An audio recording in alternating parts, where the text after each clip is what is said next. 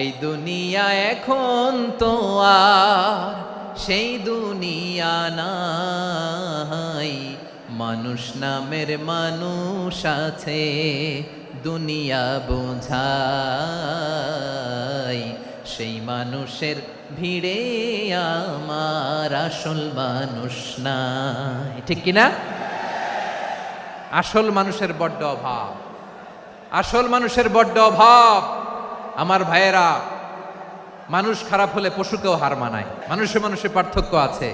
নাক কান চোখ মুখ থাকলেই মানুষ নয়। বাড়ছে জনসংখ্যা, কমছে মানুষ, চিল্লায় বলো ঠিক কিনা?